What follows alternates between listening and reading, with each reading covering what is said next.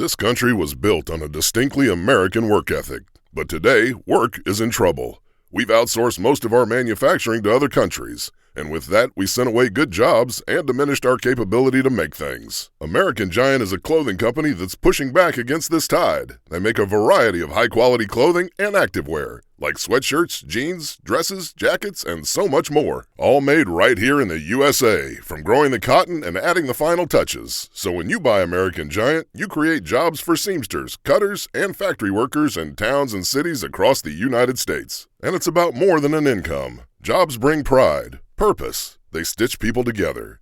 If all that sounds good to you, visit American-Giant.com and get 20% off your first order when you use code STAPLE20 at checkout. That's 20% off your first order at American-Giant.com with promo code STAPLE20.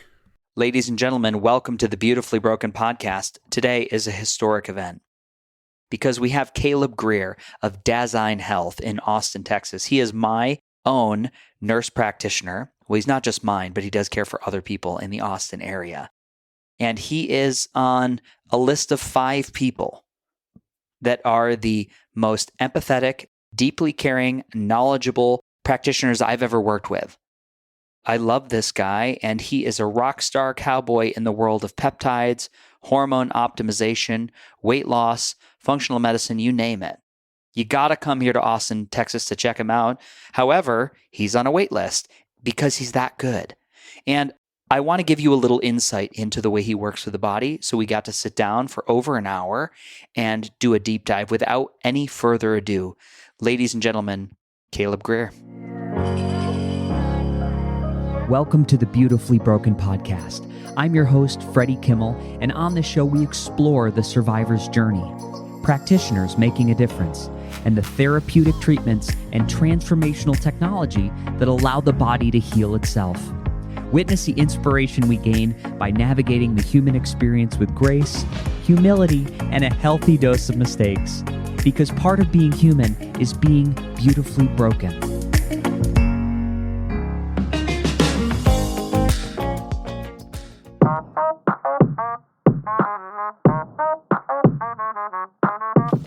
Ladies and gentlemen, welcome to the podcast. We're going to get going, but before we do, I have to mention a product that I've been talking about for over 6 months.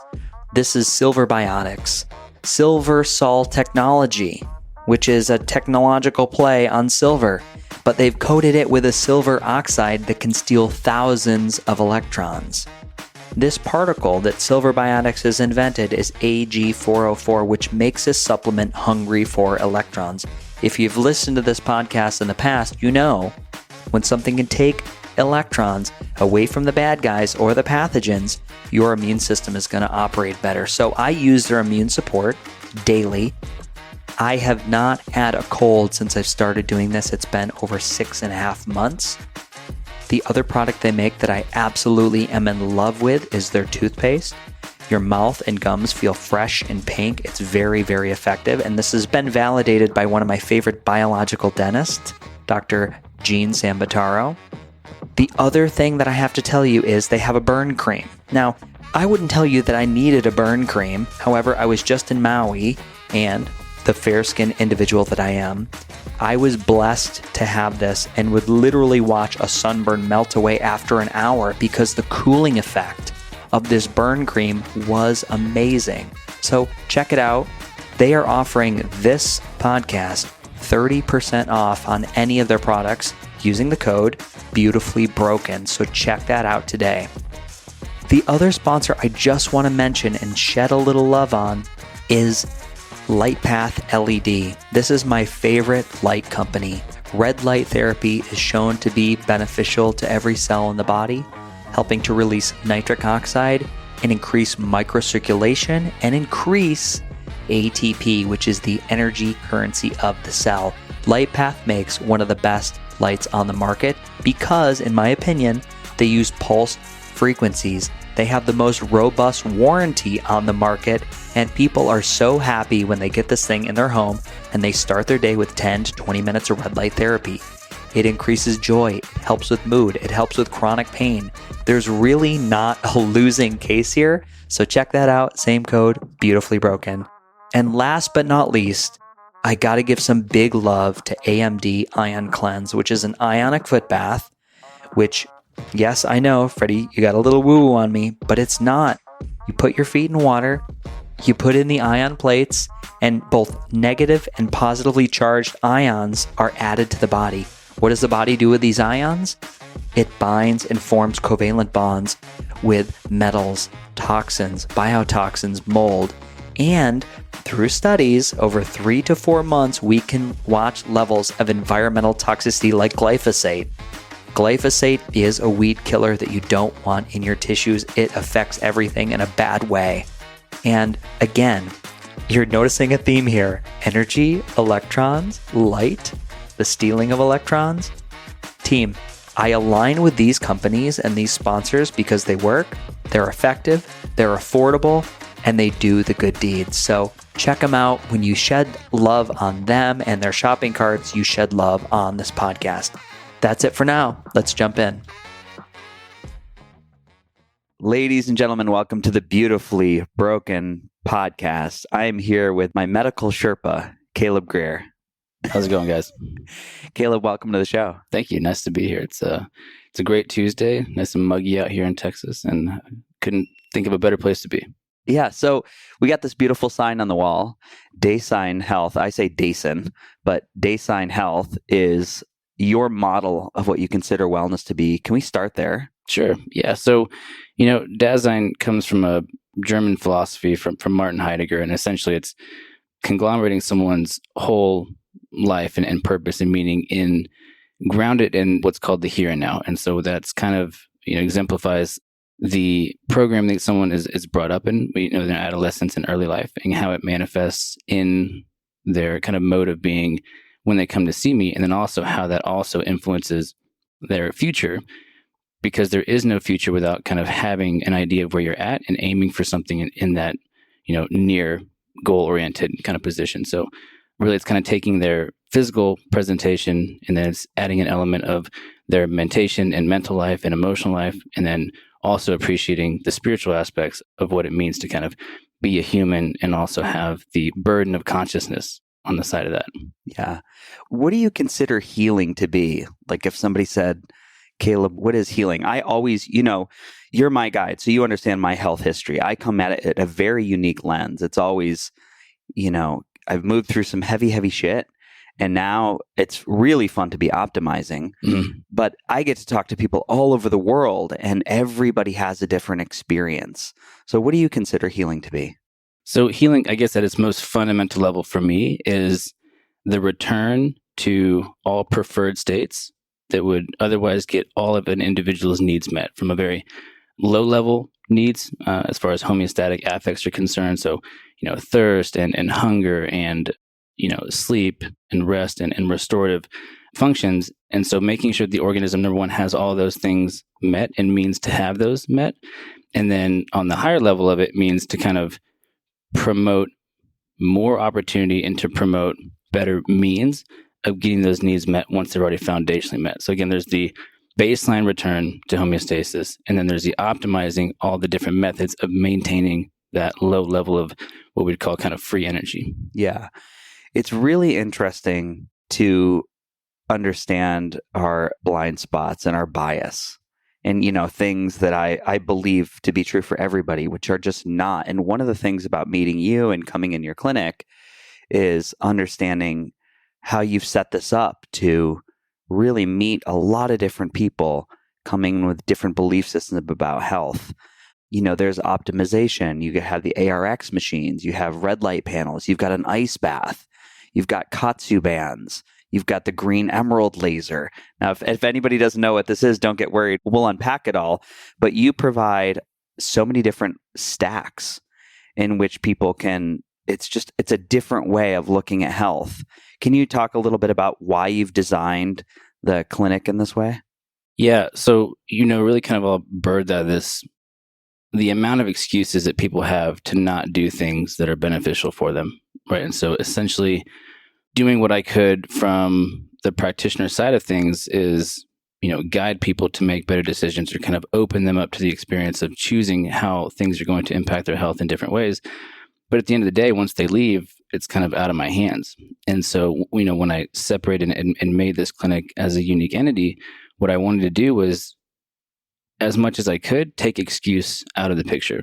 So finding things that had the biggest bang for buck, the most return on temporal investment, things like the ARX, things like, ice bath, those really kind of consolidate the amount of time that someone has to spend doing those things outside of their day-to-day life that can then pay dividends on the back end because, they can spend 40 minutes a week doing exercise for sure. Not only that, but then those 40 minutes are actually the most beneficial they could do from a resistance training perspective. And once people get into that habit, it kind of opens the door to be motivated to do more things. And then we just kind of pass them on to the next phase of the clinic, right? So then they'll start to do the ice bath. They'll start to do the red lights. They'll start to, stay on the vibration plate. They'll start to use the Katsu bands because it all becomes this funnel and a good avalanche down into really taking care of themselves because they see the benefit on the back end. Yeah. So the other big advantage you have is you're running a clinical practice. You're looking at labs, hormones, biomarkers. Have you got to work with a lot of people who are doing none of these things versus people who are just coming in to get their labs looked at and try to manage it on their own? Have you seen, what does that look like? What's that split look like? In terms of clients that just come for the medical piece of it and don't use the stuff? Yeah. Do you see a big difference at this point? I know it's relatively new what you've set up. So, I'd say for the most part, unless people just kind of live way out, either north or south or outside of the kind of the pocket here, I would say a majority of the clients use most of the tools that are available. Number one, because they're mostly included, in their kind of concierge membership. So they're paying for something and they want to have the value truly extracted from it. So it kind of behooves them to use the tools.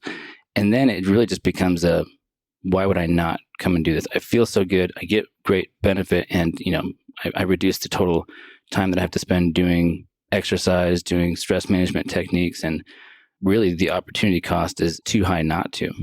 Yeah, I would agree. I will often post a video in my Jeep and I'm like, I am headed to my doctor's office where there is the ARX and maybe I'm going to jump on this high gravity vibration plate.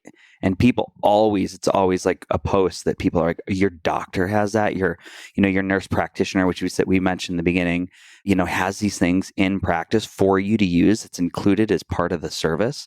It really is a model that's incentivized for people to be well. Yeah.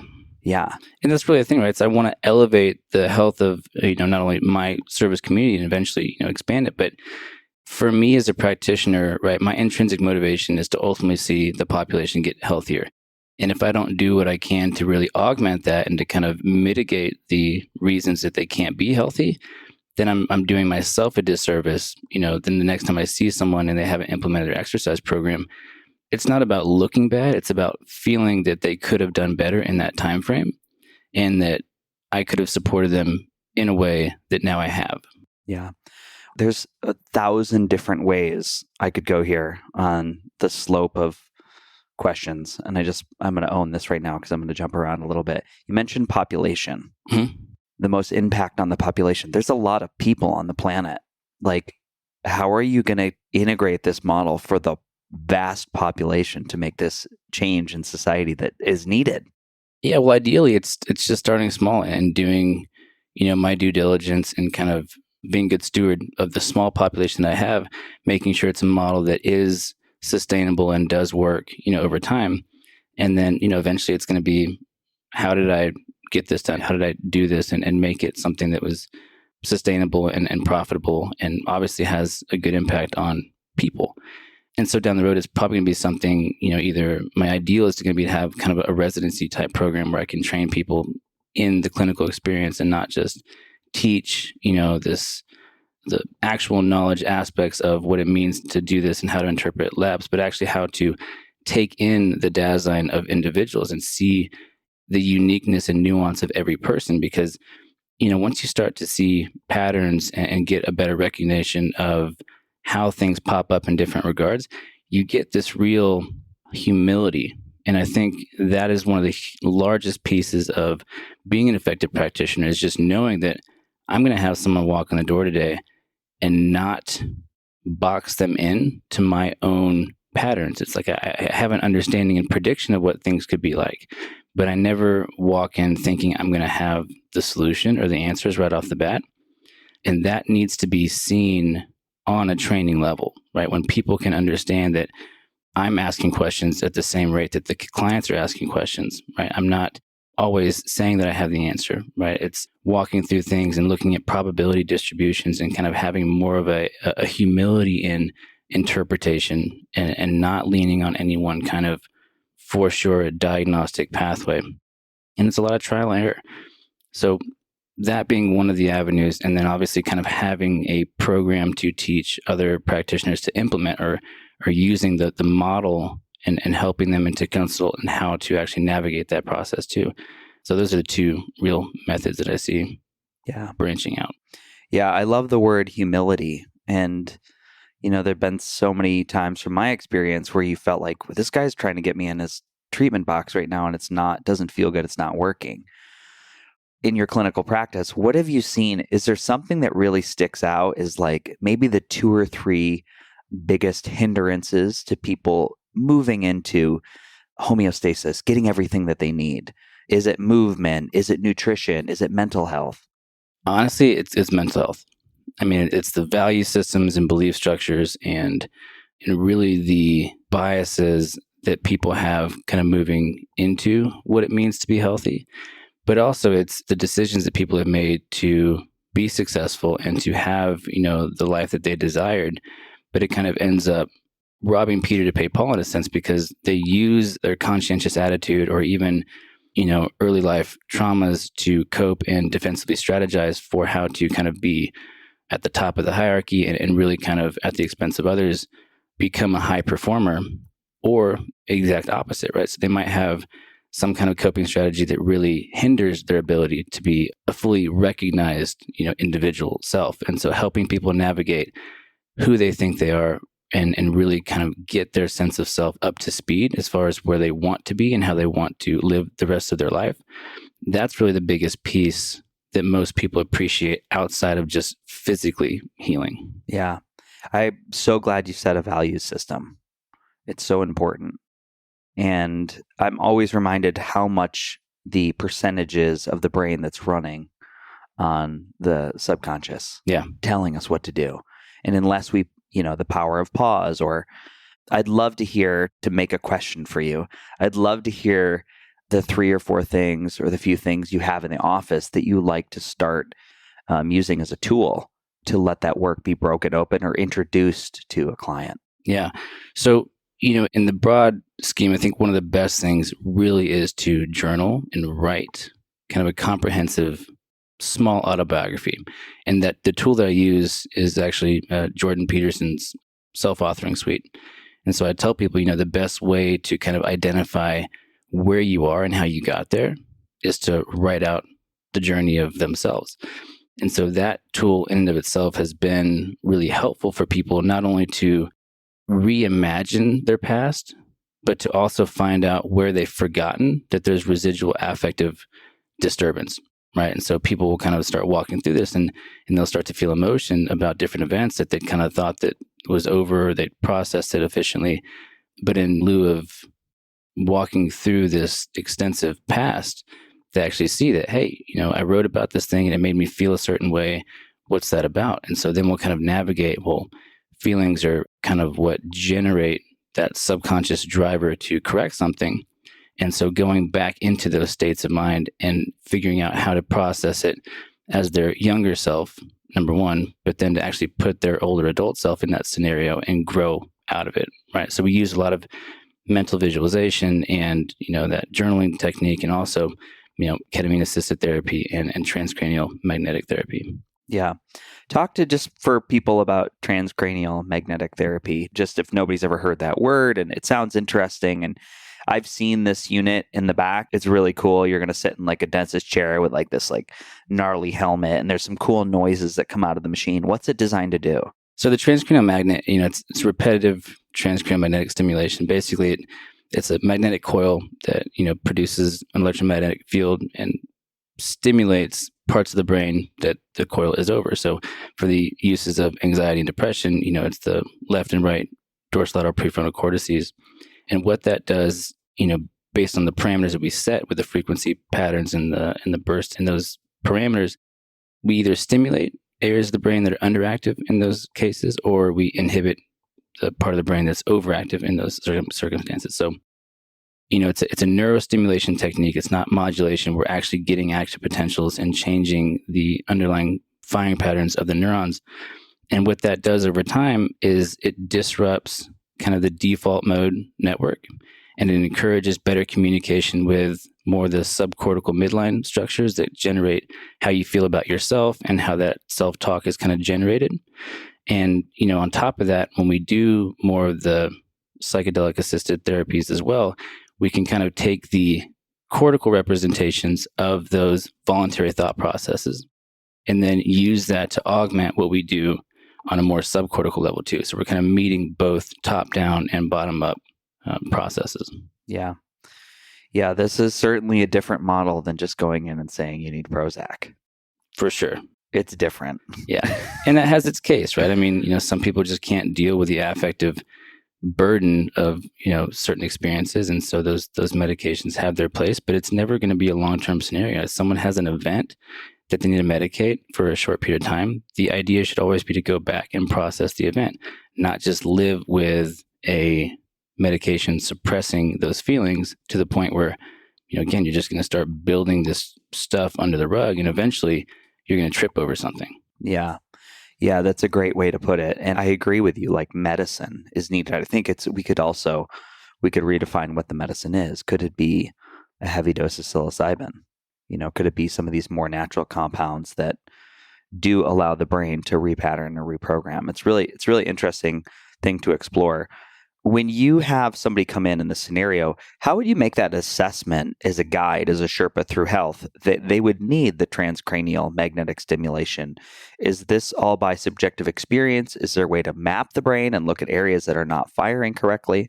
Yeah, so we actually just kind of invested in a QEEG to start doing brain mapping kind of before and after from a diagnostic perspective to see not only with TMS, but, what does the premenopausal mind look like? What does the postmenopausal mind look like? What does it look like after hormone replacement therapy? So we're really trying to use brain imaging as a biomarker for not only success of different therapies, but also the success of the actual mental health intervention. So that is one way. But, before that, because we literally just got it, we'd use different questionnaires and psychometrics to see, what the affective life of an individual looks like on paper.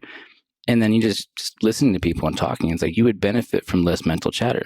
Really anyone from even a cognitive enhancement perspective can benefit from increasing left prefrontal cortical activity and reducing, right. So, as far as kind of getting someone's brain optimally functioning from a neurofeedback perspective, we'll have those tools online, eventually. But really, when people have had therapy for a long time and they're kind of stuck, or they're not getting anywhere after that, or they kind of have the same experience over and over, or they just can't integrate the changes they know they need to make in therapy in real life, like that translation is more of an issue, then sometimes they just need more of an in-depth therapeutic intervention to break through those barriers and then to ingrain it with the neuroplastic changes that you get from something like TMS. Yeah, incredible. It's a great way to explain it and describe how that's different as far as like an assessment, moving somebody through, and then you're going to have all this great data because you're in clinical practice, which is exciting. As you're talking about teaching this to other people. The other place my head goes is when you're seeing people, this isn't about a visit. It's not come and see me when, that, like you so eloquently said, I've tripped over something, I've fallen, and now I have really high blood pressure, or my A1C is spiking through the roof after ice cream. Yeah. It's a community model, or you do a monthly subscription that people sign up for. Is it a year contract? I don't even know. Mm-hmm. I should know. No, it's just per month. Yeah. Per month. Kind of cancel anytime type of thing. Cancel anytime. What a great thing. Just like Netflix. Exactly. I'm done with this. I've done enough for my body and my health and my mental health and my functionality, my human vessel. Well, and interesting, that's kind of partially a goal, to have people graduate to the point where they no longer really need the kind of supervision that the membership kind of concierge model is about. But, I'd say really 95% of the population is not going anywhere, right? I think especially through COVID, realized the utility of having kind of someone on call, so to speak. And, things just pop up. And until people actually recognize how difficult it is to get these kinds of services on a normal basis, they're just kind of surprised. And so once they have it and realize how good it is, they keep it rolling. Yeah. We got a puppy outside that's like, I usually take a dog barking on a podcast as like an energetic signal that like you're on the right path. Yeah. Aries she's a sweet girl. What kind of puppy is Aries? She's a toy Australian Shepherd. She's a toy Australian Shepherd. My grandparents always had Australian Shepherds. They're great dogs. Great dogs. So intelligent. Hyper intelligent dogs. Yeah, that's really cool. I didn't realize that. When we talk about the model or the idea of, being, for me, I feel like I'm invested on a different level. Do you know what I mean? Yeah. There's two places I want to go with this. Like, there's a little more ownership in how I'm showing up for my health, even though I'm like, I'm very type A. I'm like, people that are listening to this, they're like, yeah, you're super type A, Freddie. But it's different. There's a responsibility. Like, I'm showing up for my ARX workouts. I'm showing up to or I do an IV infusion. I'll come work in here. I'll bring my computer and laptop sometimes. So I really enjoy that aspect. Yeah. When, too, it's like in between, appointments when I'm in and out and I see people here, like I get to talk to them, I get to catch up even outside of a normal office visit or circumstance. Like usually, before it was just email and visit. And now I can see people kind of as they come in and out. I can watch people change literally before my eyes. If I miss somebody for a month and I see them, like, oh, how much weight have you lost? Like, oh, I'm down 20 pounds and my ARX machine, force outputs are going way up and I feel amazing. So it's really nice to just get small touch points throughout the day. Yeah. I would love to have all your clients stacked up outside in like a line and like take pictures. Like you have like a sexy clientele roster. Yeah. Like you have a very people are like looking really good.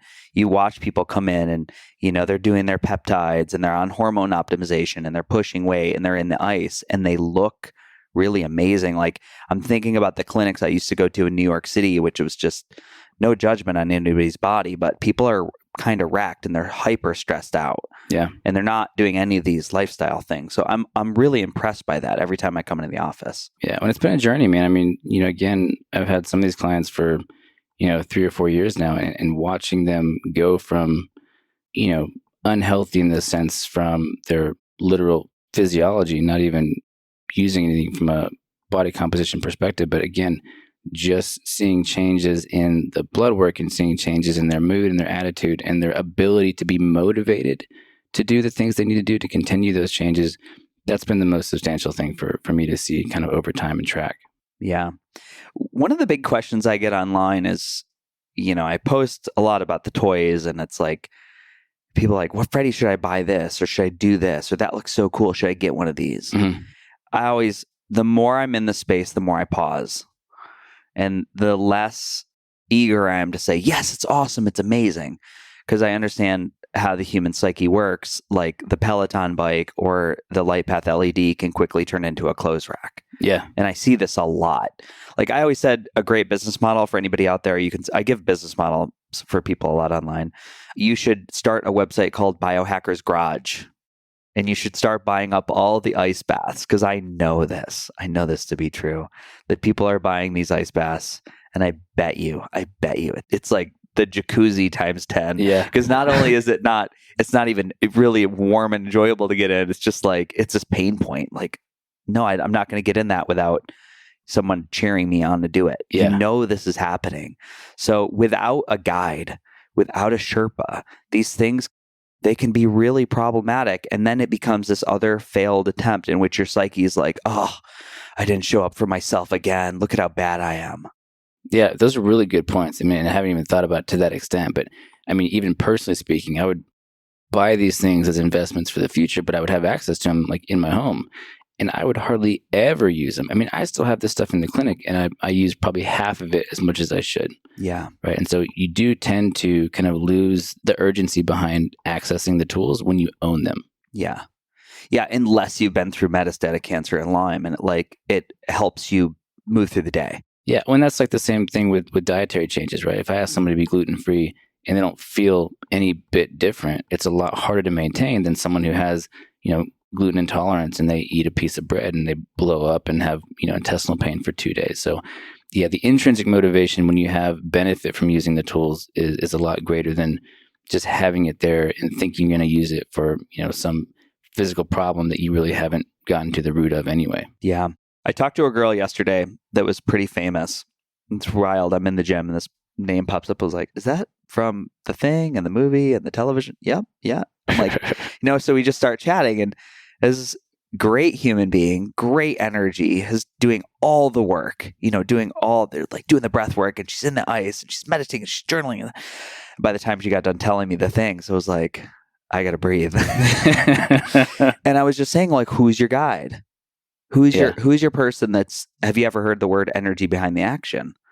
Or have you ever thought about where does this apply? Where's the space in between the words? Where's the space for you? Where's the pacing that you're allowed or not allowing yourself to unpack some of this stuff? And it just wasn't there. And I see this. It's part of capitalism. It's part of, our perception, what other people are doing in the world. I'm like, wow, how are they putting out all that content? And they're a functional medicine doctor, and they have a podcast, and they speak all over the world, and they have a book. Is that real? Probably not, So how do you make time for yourself to both stay educated and continue to learn and be able to see all these people and work in this very functional model that you've birthed or birthing? Yeah, so I mean it's a good question, and honestly, there's been a lot less me time with the development of the practice because all the back end work that typically people have 2 or 3 other employees doing these kinds of work, like with the billing and all the back office stuff, that people kind of don't think about. But generally speaking, I got to do my work when the kids are asleep, right? So I got 2 young kids and and a family to also be a good husband and father in my job description as a self, right? And so, usually that means waking up early before so I can get some reading done or maybe do some emails before, the day starts. And then fortunately with clinical practice, it is its own educational system. Yes. So I'm getting, exposure constantly to things that not only generate new questions for me to ask and research and actually get adept in, but it's also reinforcing all the patterns that I've already recognized and kind of facilitate on a much more rapid basis, right? So I can read and interpret most blood work within a very short period of time that actually lets me do more background research on the things that I don't know, right? So it just kind of opens up this whole window.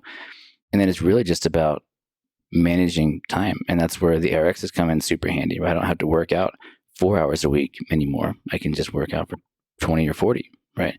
It takes out the need to do, a lot of standard cardio, right? I've got the assault bike that I do my interval training on, right? And I can see with the devices that I have that every metric that I would ever want to increase as far as VO2 max and my force output, the actual muscle mass that I carry, they're all improving. And so as far as opportunity cost, when I have all of these buckets to fill, finding things that were important for me to also increase the amount of time that I can spend with personal growth and familial growth has been, really important. And that's what I've also kind of translated into the practice in general.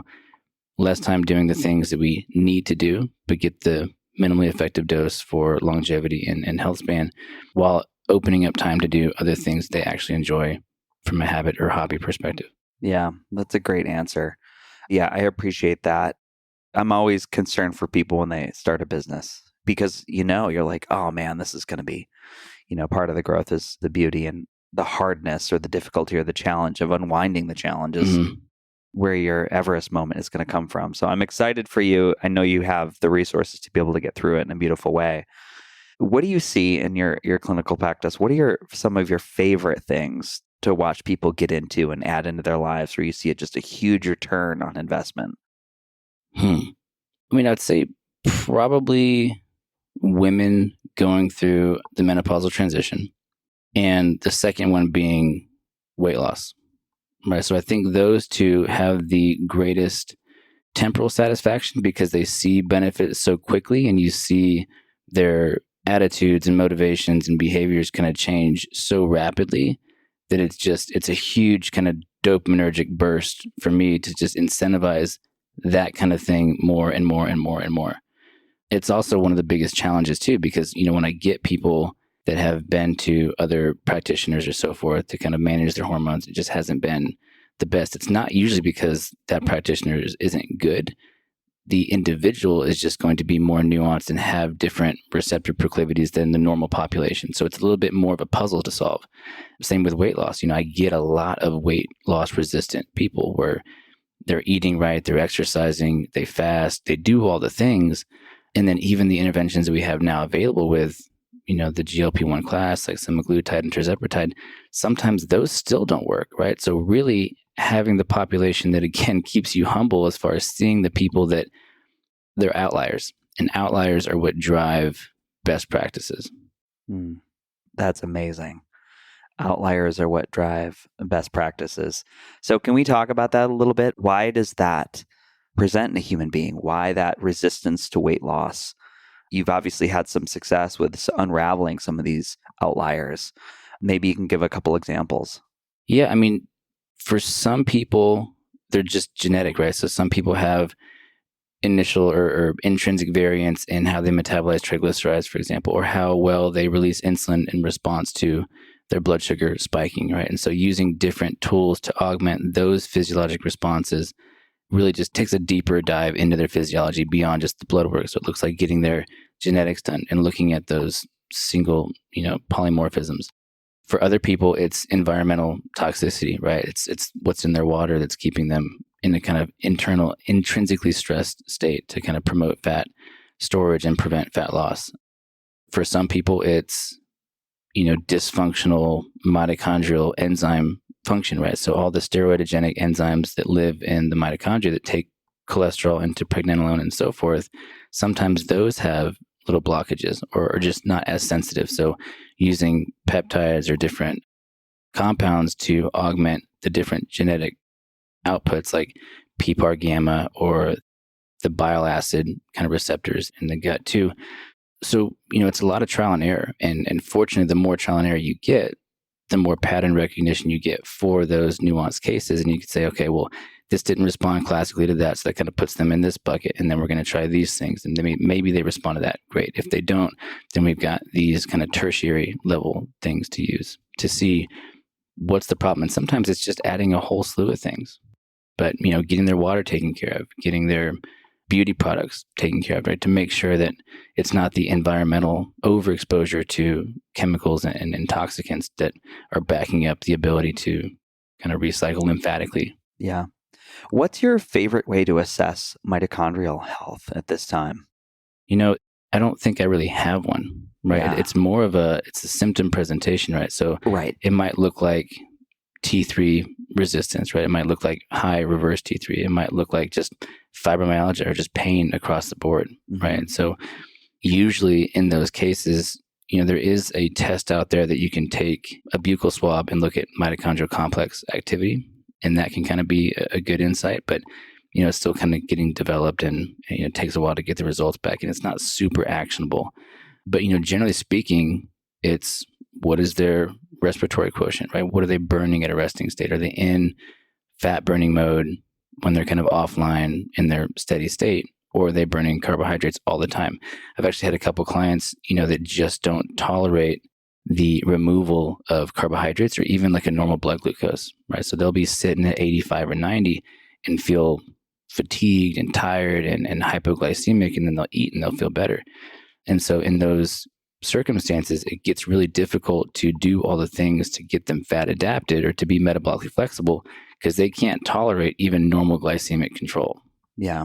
And so navigating that process is really difficult and takes time because most people think that they're going to lose weight quickly because they've seen their friends do it and that's why they're here. And it's like, well, okay, there's a reason that you're still this way, even though you've done all these things for the past years. And now we're just going to have to navigate this in a much slower fashion. Yeah. Yeah. Oh, there's so many questions I want to ask. I got to check time. Okay. Great. I always feel, I'm like, it feels like it's been 2 hours. Yeah. Because you just get in the rabbit hole. When we're looking at the field of health and we're looking at the current model, and we said we're trying to I'm trying to advocate for a new model. I'm talking to people like you to advocate for a new model and explore what's possible. I watched a documentary yesterday, which I mentioned, where it walked through the steps in which it just looked like there was some terrible bad actors in the regulatory agencies, specifically dealing with Lyme disease. Lyme spirochetes and Lyme bacteria being like one of the most patented bacterias. Like it's literally, you look like it's like a play on the market in which all these biotech companies is like, I want a piece of that. I want a piece of that. I want a piece of that. And it's like, it's something near and dear to my heart. 425,000 people diagnosed every single year with Lyme. And often the great mimicker, of all these weird conditions. Do you feel at times that there is like, I hate to use the word conspiracy theory, but there's like some sort of agenda towards the model of health you're trying to develop and the one that is in existence? Or is it just gross negligence and incompetence, or maybe both? It's really hard to say, and I'm not a huge speculator either way. But as far as what I see, the most difficult barrier to, I think, this model of medicine is the fear-based tactics that people have in the back of their mind for what health insurance is supposed to do. Because I think, if you look at how much people spend on health insurance and what they get for it, this model makes more sense, right? Yes. So there's always the issue with catastrophe and having problems with big ticket items. But, from a probability perspective, it's low on an individual level. So if you take that and kind of hedge your bets, you'll err on the side of, I'm going to get most of my health under control, the 90% of things that I can actually change to improve my quality of life and to kind of prevent the onset of acute and chronic illness, and leave that 5% chance for catastrophe, right? Yeah. And then also with, the No Surprises Act that, that Trump administration passed to make sure that hospitals and different organizations tell people how much things are going to cost, or at least give them the estimate ahead of time. So there's no surprises, right? So there's no more excuse for getting a surprise bill after you go and get a procedure done or after you go to the ER, because they have to do their due diligence and actually tell you, here's what this is going to cost. Is this okay? And then you sign the consent to have this stuff done. If for some reason, you do your procedure and the hospital sends, like, here's your $20,000 bill, and you're like, well, hold on, you told me this is going to be like $2,500. You can actually just not pay it, right? So then the hospital has to go through this whole debacle of getting things kind of squared away and getting reimbursed in a fashion they can. But that's going to be huge as far as transparency goes for clients or for people to know what something costs. So I always tell people, you think if you have a heart attack and you go get a bypass or you go into the cath lab and it's going to be some $40,000 procedure. But realistically, it's nowhere even close to that amount. I tell people the story of the circumstances of my son's birth. We ended up having, birthing center was the plan and just kind of do everything naturally. Well, that laughed at us and we had to have plans transfer, emergency C-section, all that kind of stuff. And, we didn't have insurance. So I'm thinking in the back of my mind, look, this is going to be crazy. And so, we got the bill and there was a cash pay discount because we didn't have insurance. And, the bill got reduced from, over 30,000 to less than 10. And so if I had actually gone back and said, look, my healthcare premium, what I pay per month for healthcare insurance would have been around $750 for the family. Mm-hmm. So you multiply that by 12, and over the year you're spending, $12,000 on health insurance, right? So just from my premiums, not getting anything back yet, not paying my deductibles, not paying my co-insurance, not doing any other out-of-pocket stuff, I already would have spent more than what I'd pay out of pocket for having the baby, for my wife having the baby. Yes. So, contextually, people just don't understand that because it's not in their ballpark to understand, right? You take your car to the mechanic and, what they tell you goes, right? You don't have the capacity to know everything. So you trust professionals to give you the right assessment. And that's what you're looking for when you have any kind of guide, whether it be for car or body. So the number one thing I think to help shift our awareness as a country for what health really looks like is to be transparent, right? What are the costs of these things really? If I just set aside that money that I'm paying in my healthcare premium every month for a rainy day, for a catastrophe, will I have enough, right? If you don't have a healthcare issue in 2 years and you've been saving up 2 years of healthcare premiums, in quotes, then you're kind of prepared for anything. You just have to have the discipline not to use those funds for anything. Yes. So important. And just understanding our country's relationship with credit. It's challenged. There's many ways in which we could build that new model. The collective, I did a collective here in Texas for a while, which was like Newer Health or New Health, in which it was kind of like everybody paid in like a health sharing type thing. Like health share, like, $290 or $320 every single month. But you were covered for a catastrophe or a heart attack or an emergency room visit, it was interesting. It was so new and foreign how it operated, and they were figuring out the kinks. I didn't go with it for a while. I did it for like a year, and but people raved about it. People were like, no, my husband went through lung cancer, and everything was cut. They negotiated everything on behalf of the collective. So there's definitely people that they're looking at different ways that we can be doing this. Yeah. I think the most difficult thing with that so far that I've come up, with the people that have the share accounts is they do have to pay for it up front and then get reimbursed after the fact. Yes. So there is still kind of like a need for some kind of financial stability heading into those kinds of procedures. Yeah. Yeah. It's pretty wild, but everybody knows there's something new that needs to be done. That's a shift from where we're at now. Why medicine? Why health? What got you started into all this? Did you know from a very young age you wanted to be a healthcare provider? No, honestly, from a young age, I wanted to work. I basically wanted to be either Jeff Corwin or, Steve Irwin. Like that was my thing. Like I'd watch Animal Planet all day. I'd be outside hunting not hunting, but, trying to find frogs and critters and all that kind of stuff. So that was my childhood, man, just exploring. And, I think what that developed into was just an intellectual curiosity. So it went from just wanting to understand biology and nature in general and kind of translating that to an endeavor that I could still be financially secure, but also stay true to that explorer type of personality that I had. And so with medicine, starting in alternative with chiropractic and kind of figuring out that, from a scope of practice perspective, I wanted more. And that's when I went back into, conventional allopathy with nursing and the nurse practitioner route. But the whole time, working in the integrative and functional space with clinical neuroscience as well, really just helped me gain an understanding of what it would truly take to get people from point A to point B.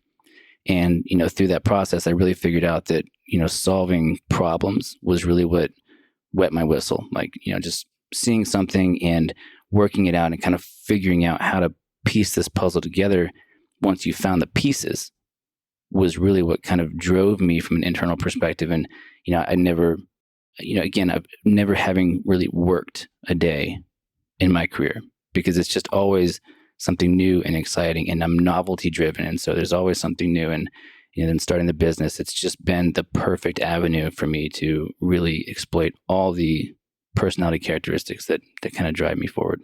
Amazing. Yeah, you're really good at it. And you have a great team. You have a great crew here. It's a motley crew, and it's fun to show up and see. I already envision, the next gen. And I know you're going to run out of space. You feel that, right? Yeah. I mean, this place is technically already full. Like even if I wanted to hire another practitioner now, it's like there's no room for them. So it's definitely, once this lease is up, we're moving on for sure. Yeah. I'm always called, where is the co-working integrated with this? Would be wild. Or like daycare integrated with it. It's like it's like almost like, a little bit of a mecca. And maybe everything's in one building, but it's great to sit here and take phone calls after I've done my ARX or I've been on the light or the Vibe plate and you've been injected with some peptides because you're like, I'm ready to go. Yeah. Yeah, I'm fired up. Yeah. It's like, it's preconditioning for an optimal cognitive workday. Yeah, it really is. It really is. Do you ever look around in the field and you're just like, it's funny. There's like this, there's a movement in which there's a lot of wellness practitioners, and maybe it's my bias, my bubble, and my silo, but you see people that are like, they're kind of ditching their practice to go do content creation. Or they're like, well, I obviously have a judgment about it because I'm mentioning it in a judgment. But you see people, they're like, oh, they're doing the book and the tour and the speaking and the yada, yada, yada. Like I've done this before especially with Lyme. There's some big Lyme rock stars, some Lyme stars. And you go and there is no time slots. You go see the assistant to the assistant. They're off doing, the book tour and stuff. So you can't even talk to this person. Yeah. But it's a really interesting time. It's like, I always say, there's a great quote in Fight Club where we wanted to be gods and rock stars. And when that doesn't happen, we're pissed. So there is this pull. Do you ever see this? Do you feel like this is a real thing where people are like pulled away from like the real work, which is sort of here? Yeah. Yeah. No, for sure. I mean, I think that's always kind of been, especially now branching into more of this kind of media space and kind of, trying to put my face out there in the clinic out there more. The day that I leave clinical practice is the day I die, right? So this is where I feel most meaning, right? And so, I feel that when people transition from clinical practice into being more of the kind of social media personality or, do the books, and, there's nothing against that. They're just driven more by that kind of validation and success than they are by where their patients are moving again from that A to B, right? So me always wanting to solve problems, that's where I want to stay. Eventually, if I do have some material for education, it's going to be more so to just educate. Like people kind of laugh at how long my newsletters are in terms of, the average person doesn't read this much and, no one's going to read it and blah, blah, blah. I'm like, well, look, it's for me to get my thoughts down in a cohesive manner that's structured that somebody might find useful. Yeah. Right. I'm not trying to sell things. I'm not trying to get this massive uprising to validate me. It's more about just, here's my experience. Here's how it might be helpful for this circumstance. Read it or leave it. Like it's not an issue, right? Again, it's for me structuring my thought and structuring the way that I do things for me that might be helpful for other people. Yeah. It's really well done. If anybody, your newsletter is great. Do you send that out to only your clientele, only your roster? Yeah. So it will be available. All the content that I make will be available on the Patreon. So for the people that do kind of want access to the content that we make with Daesin, it'll all be in that format. Yeah, it's really well written. Thank you. And yeah, it's very original. I appreciate it. I remember your first newsletter.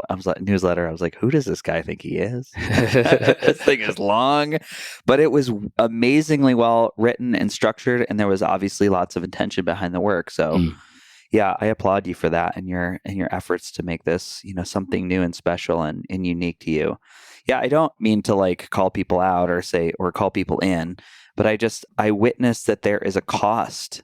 There's almost like well, you know the way the brain works, the way the dopamine pathways work. Yeah. That phone it's powerful. Yeah. Do you know how many times I go in and I'm like, let me grab a number, and then like 20 minutes later, I was like, what happened? I'm on the Kardashians like Black page, and there's like, liposuction treatment, and I'm like, what? How did I get here? Yeah. I went for a phone number. I'll look at my phone and I'll get distracted. I'm like, why did I look at my phone? What was I trying to do? Oh yeah, I was going to calculate this, whatever, just a little math problem. And from my finger trying to go to the calculator, always finds the red bubble notification instead. But yeah, no, it's a phenomenon that really needs to be, addressed in terms of, especially when there's so few professionals that do a really good job with these kind of siloed conditions. And then they kind of get on this train of just educating other people, but they kind of miss out on the fact that if they're the best at what they do, they should probably be doing what they're best at for the people that need the most help. Yeah. So there is kind of this, again, it's an opportunity cost, right? What are you losing out on by moving with a different opportunity? Yeah. It's wild. It's wild. My head spinning about how many times I've had this experience where, because as a patient, you see that, you're like, that's what I need to see. Mm-hmm. That's what I need to see to get better, because they speak great. They got a great body of work. They have there's a time when they had clinical practice, but I do witness and getting to interview these people too. It's also fascinating.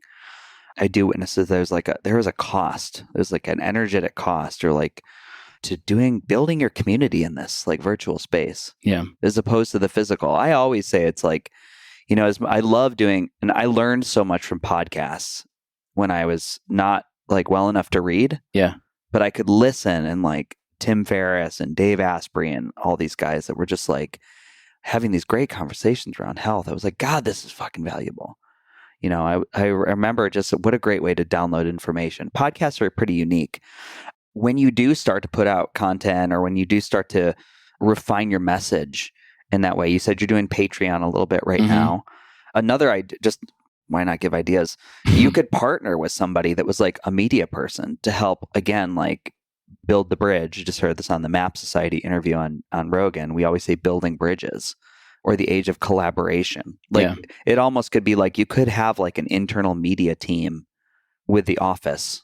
Yeah, I mean, fortunately, I do kind of have I work with the name is Omnia. They're a little new startup here in Austin, and they're the ones that are handling all my media right now, as far as like putting this stuff on Patreon and getting me, interviews and doing my little shorts on YouTube and Instagram, and it's been really nice to just kind of hand it off to people to do it, because again, it's just one less thing I got to do. They tell me what's most common on Reddit, like what are people asking, like what kind of questions are people asking that I have competence in to actually answer, right? So it's been really fun, actually to get these thoughts out on video, because with writing, it's really easy to get thoughts clear, and then in a conversational level, it is a technical test of the epistemic like success, right? So to really know what and to be able to have a conversation about it and just lay it out like just back and forth, it really does kind of indicate a different level of mastery.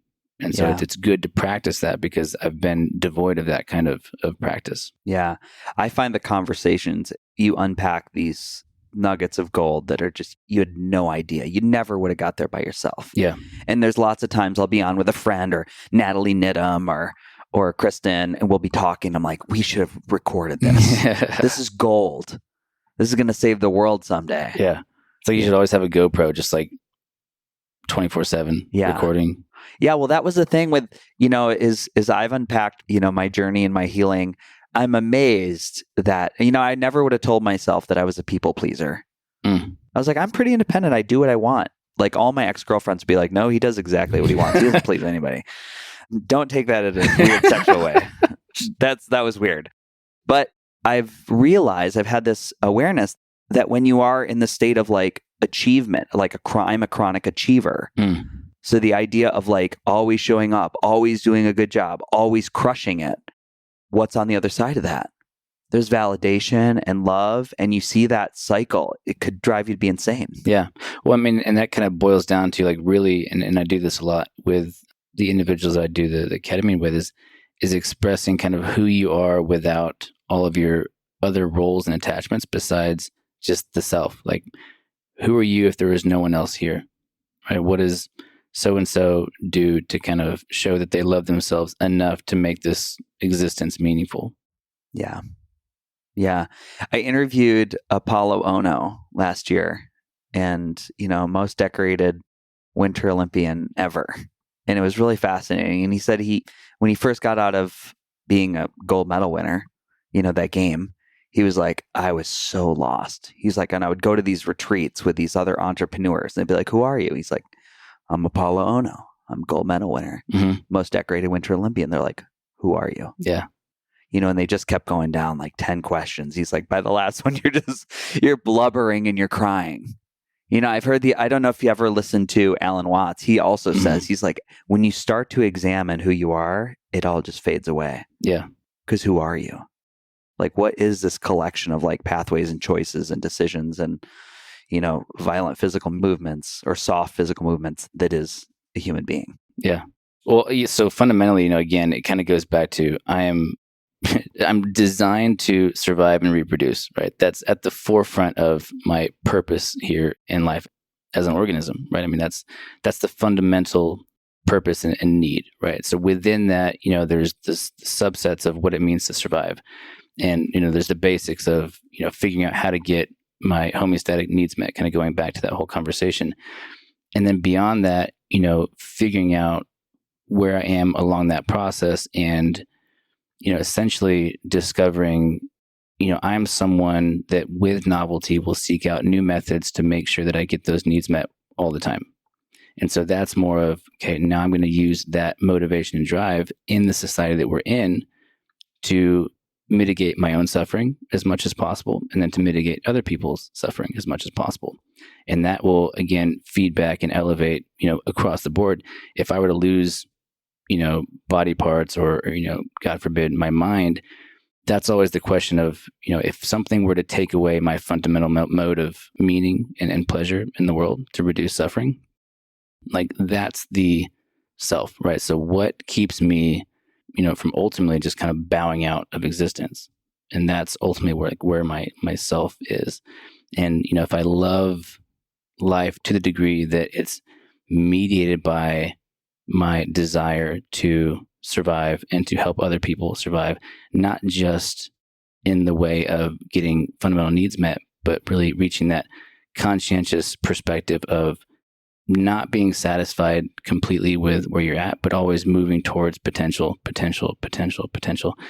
And so that's kind of where I identify myself as an explorer and as an intellectual, in the term of always moving the collective forward. And that's who I am. Beautiful. I've never asked anybody that question, so you did great. It's a tough one. And fortunately, I've thought about it before. So yeah, it's big. It's a big one. And we never pause to do that. There's so many. When I look back in my rear view mirror, I was like, man, there's so many things that you're pushed along by a lot of the constructs that I'm very lucky to be born into the constructs I was born into. Yeah. I thought that yesterday. I was like, a friend came over, a friend came over, we meditated together. And then we did some biomagnetism. And then we did some Brown's gas. So, and then we went and got burgers at Hop Dotty. Nice. But we were thinking about this, how we're pushed along in these constructs, and how until you really pause to examine, what's driving me to make these decisions? Like, what's getting me up in the morning? But I was thinking about the constructs to which I was born into and how unbelievably king-like and royalty-like we live today. And it was like, look at this home. It's like I have all these gadgets that alleviate pain and suffering at the push of a button. Mm-hmm. I open up the refrigerator. It's like everything I could ever want to eat. I get in this mechanical automobile that drives me anywhere I want to go, like for hundreds and hundreds of hours. You know what I mean? It's mind-blowing the way we live today. Like, if you had gone back 600 years on this feudalistic society and said, one day, 7 generations after you, yeah, they're going to have all these, like, it'll make the king's life look like dirt. Yeah. No, I mean, seriously, that kind of also boils down to, one of the concepts within Daesin and Heidegger's philosophy is the concept of authenticity. And what it kind of consolidates into is knowing thyself, right? And so knowing kind of what are the unconscious motivators and drivers to be a certain way and to behave in a certain way, and then to actually utilize that to facilitate where you want to be and who you want to be. And so there's kind of this living inauthentically, where you just kind of are running the programs that kind of were gifted to you as an adolescent, and you kind of just latched onto coping wise and defense strategy wise, and then developing into someone who understands why you do the things you do, and then taking that forward with ownership and responsibility, and kind of being awakened to, what it means to be a conscious individual and an agent that can make life better. Yeah. I want to gift you something for the office. I think it'd be really cool. Have you ever seen like the death calendars with like the little, like it's like the 100 dots, yeah. And you start filling out the years as you go by, so you can see how much of the hourglass you have left. Yeah. It's so motivating. Yeah, it's one of the memento mori calendars. Yeah, it's hard when you know something needs to be moved on, when you know an action needs it taken, it's almost impossible to deny it. Yeah. There's a great YouTube video that uses Skittles as an analogy, and they've got this whole table full of Skittles that represent like the days that you have. Yeah. And they go, like with how many days you waste sleeping, and how many days that you'll spend on the toilet, how many days you'll spend like doing this. And then at the very end of it, it's like, here are the amount of Skittles you have to do something like with your conscious waking hours that are not spent doing things that you have to do otherwise. And it, ends up being a very small portion of your life, but that's where meaning is made. And when you understand that you only have this small allotment of Skittles, that's actually where you realize, wow, I actually do need to be more of an agent in how I decide to use these precious Skittles. Yeah. Yeah, this certainly, like, this work, like, for me, like, all this stuff, like the biohacking and the optimization and the peptides, it's amped me up so much as a human being. It really hasn't changed my fabric that is my DNA, but it certainly has amplified it.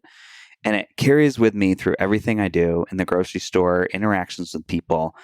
And the reflection that I get back is like, people are always like, I want more of what you have. Whatever you're doing, what are you doing? Mm-hmm. And, I usually start to talk about like what a day looks like.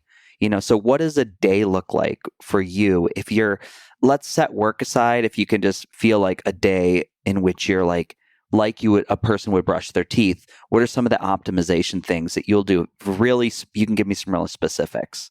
So as far as like optimization techniques, okay. So let's use a day that I kind of do all my things, right? So okay.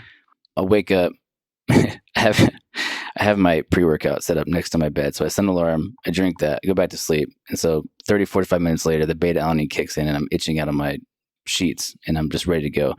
So get ready. I come to the office, I hit the ARX machines, we'll put the Katsu bands on, I'll use the vibration plate and, so we'll get a full body workout then, and then we'll jump in ice bath.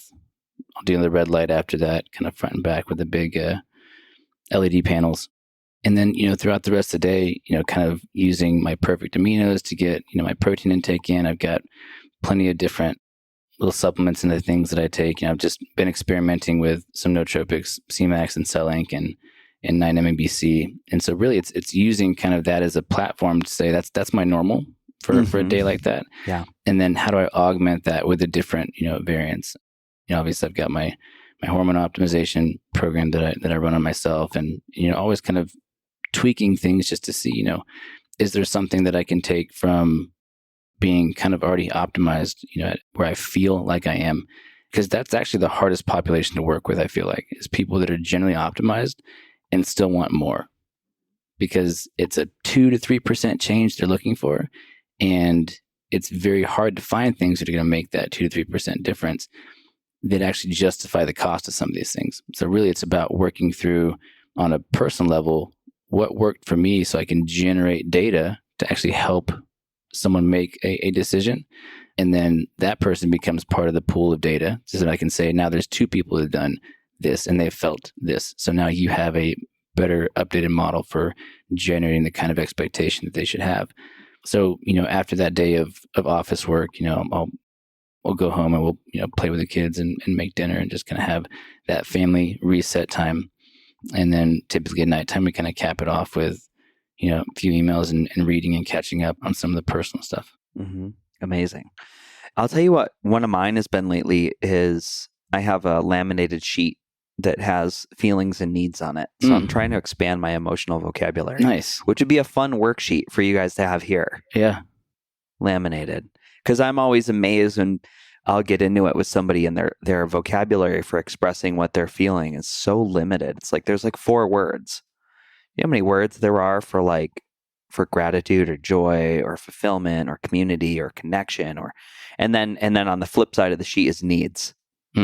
It's like, so if you can constantly go into this, the nonviolent communication model, the model I follow is Be Loved Now, that I just love it. It's just like great.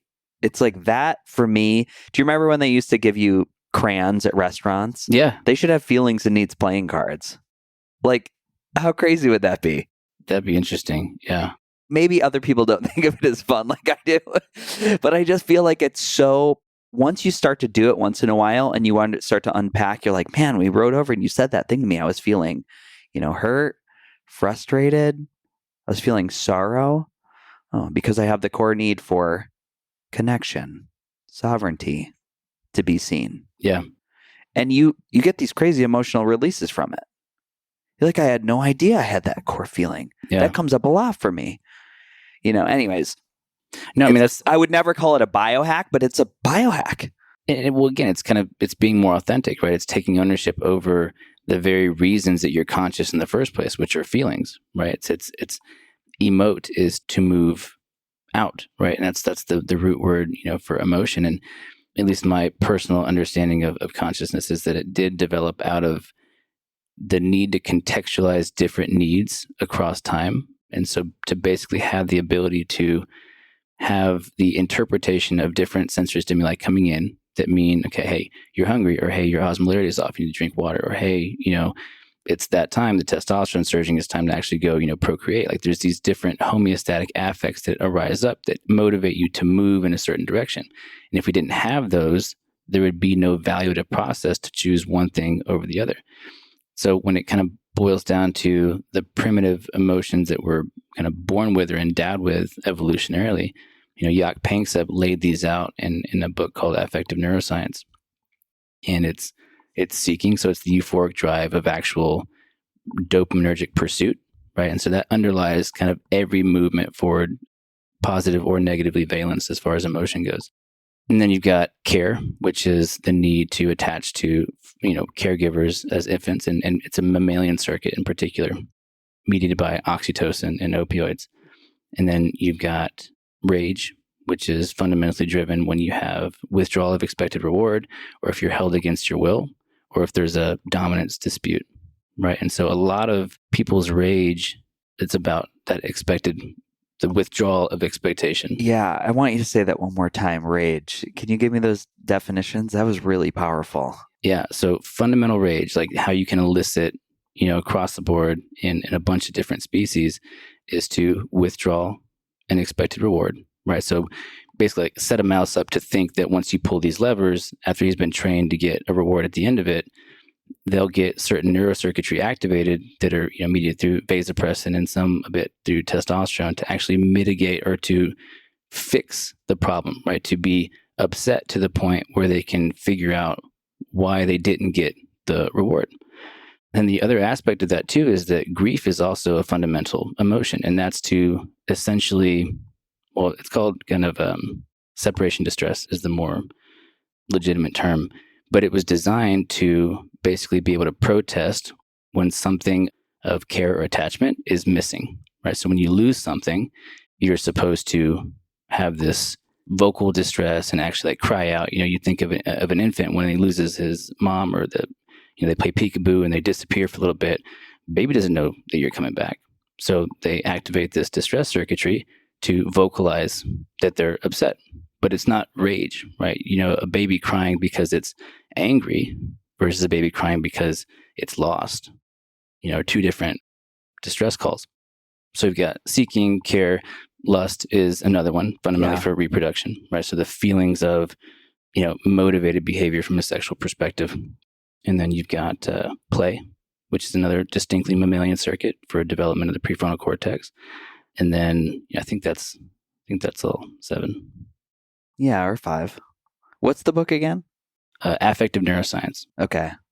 That sounds like it's quite a tome, but yeah, it sounds amazing. Really, really, really solid for understanding the kind of evolutionary drivers of emotion and by proxy consciousness. Yeah. Yeah. I want to be, okay, now we're past our hour. Ladies and gentlemen. We did it. Well, we more than did it. We could totally pick one topic a quarter and do these, because I think it'd be fascinating to unpack and go really, really deep on one of them. Yeah.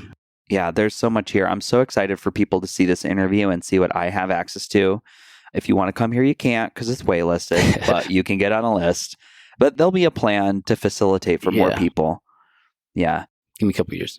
Yeah, it'll be a minute. But there are other people doing it. And again, it's one of the most common questions that comes in. It's like, Freddie, do you think I should do this? Do you think I should do this? My number one answer is, who is your guide? How is that guide trained? What are their interests? What are they really invested in as far? Do they have an understanding of this big picture of mental, emotional, the physical, all of it? And they do exist. There are good programs that set people up to Sherpa people. Yeah. I'm stealing Sherpa Breath and Cold from Kristen all over the place. I should mention Sherpa Breath and Cold is a place you can get certified for breath and ice. Check that one out too. But that's really what you're doing. And so I just think it's so important to have that guide. So I celebrate the training that you've done and the care that you've taken in putting this together. Appreciate it, man. Yeah, it's impressive. Yeah, and I'm I would say I'm sort of a difficult case. And I'm like, as I'm really feeling like the data and the numbers and my blood work and all the things that I've learned about myself in our like short, I don't know, 6 months together, something like that I'm as curious as ever. So Yeah. I'm stoked. Yeah. Yeah. And, the other interesting thing is, when people still have issues post blood work that looks really solid, right? It's like, hey, on one hand, it's really nice because, most of the stuff that would kill you is not going to kill you, right? But it makes it even harder to kind of parse out what exactly we can do to get those small things that are still big things, but are segregated from the kind of classic workup that we can do with, functional integrative medicine. And that's where, tools like the ozone and, hemotherapy and, using rapamycin, for example, right? Mm-hmm. So different toys and different tools. Yeah. Yeah. We could do a Freddie episode one day. We could like pull up labs on like a computer screen or something. I would share all that with everybody. Yeah. Yeah. It's fascinating to me. And I'm also amazed that like blood work is like the standard for diagnostic when it's like, from my understanding, like the body is going to try to keep blood work at a homeostatic level. So there are other areas in which we don't really diagnose the lymph. There's like so much lymph fluid, right? Yeah. That's how our immune system proliferates organs. It's like, that's sort of an undiscovered country. Yeah. Yeah, but it would be nice to definitely have a validated measure through, lymphatic sampling. But yeah, it's a different level of difficulty. Yeah, I think there could, I'll not to make this a long interview because we already did, but there's I was watching this documentary again, and it was Neil Spector's team, who's since passed away, at Duke University, looking at imaging spirochetes through a scan. It was like, oh, the left knee's hurt. It's full of spirochetes. And they've tested it out on animal models. It's really wild. Well, I think if they use synovial fluid as a sample, because, especially with spirochetes wanting to be anaerobic and out of oxygenated environments, that's kind of why they navigate to the places that are typically low oxygen to begin with. Right. Yeah.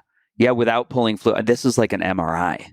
Oh, interesting. They're going to like image it based off the proteins that are falling off these spirochetes in real time. So it's really wild to see some of the, there's these brains out there that are just like working. It's so exciting.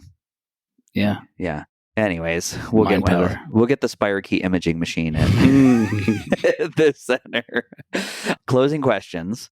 We're walking down the street. I see you in, I was going to say Walmart, Whole Foods. I see you at Walmart. I haven't been in a Walmart. I can't remember. I went in a Walmart a couple months ago. It's interesting. It's a different, what it's a great reminder of?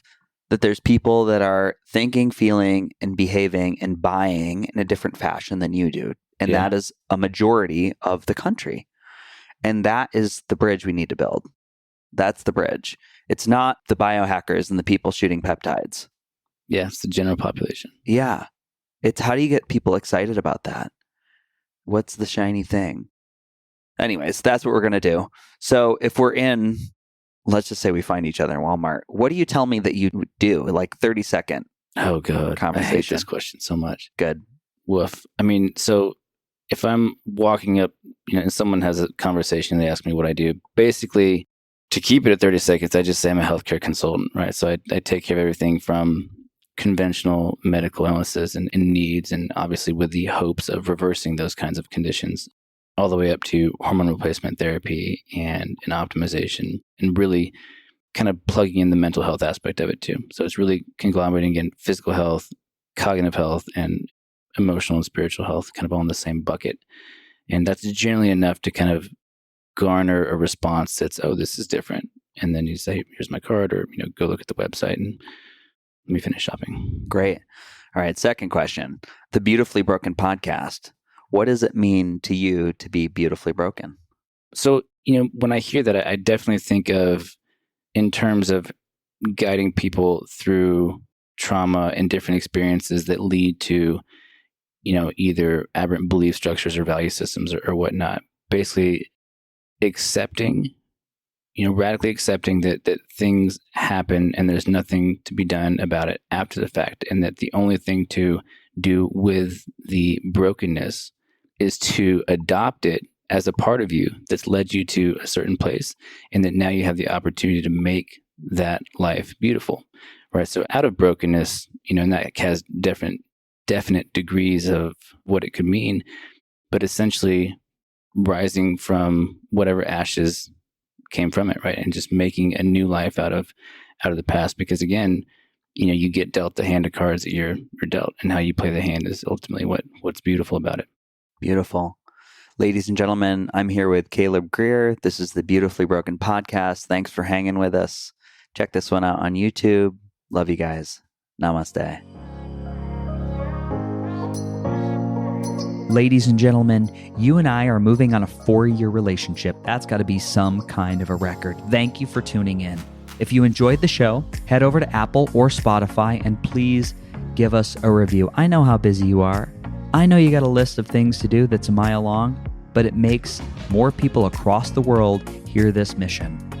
And one more ask before you go. There's a way that you and I can continue learning. There's a way that you and I can continue to deepen the relationship that started in this episode. You could visit beautifully.broken.world and you can check out our brand new website and store. Listed are all the wellness tools, the supplements, the articles backed by scientific protocols to move forward into wellness, the products that I am using and I personally love. Most of them offer a significant discount by clicking the link or using the code. And the beautiful part, they don't cost you anything extra, and at the same time, they do support the show. Now, we have another new feature alert. I don't want to overwhelm you, but if you want to see the beautiful faces of our guests, if you want to watch me unbox and review products, head over to our brand new YouTube channel, Beautifully Broken World. This last message is from my vast team of internet lawyers. The information on this podcast is for educational purposes only. By listening, you agree not to use the information found here as medical advice to treat any medical condition in yourself or others. Always consult your own physician for any medical issues that you might be having. Our closing. The world is shifting. We need you at your very best. So take the steps today to always be upgrading. Remember, while life is pain, putting the fractured pieces back together is a beautiful process. I love ya. I'm your host, Freddie Kimmel. These days, work is in trouble. We've outsourced most of our manufacturing to other countries. And with that, we sent away good jobs and our capability to make things. American Giant is a clothing company that's pushing back against this tide. They make all kinds of high-quality clothing and activewear, like sweatshirts, jeans, dresses, jackets, and so much more, right here in the USA. So when you buy American Giant, you create jobs in towns and cities across the country. And jobs bring pride, purpose. They stitch people together. If all that sounds good to you, visit American-Giant.com and get 20% off your first order when you use code STAPLE20 at checkout. That's 20% off your first order at American-Giant.com with promo code STAPLE20.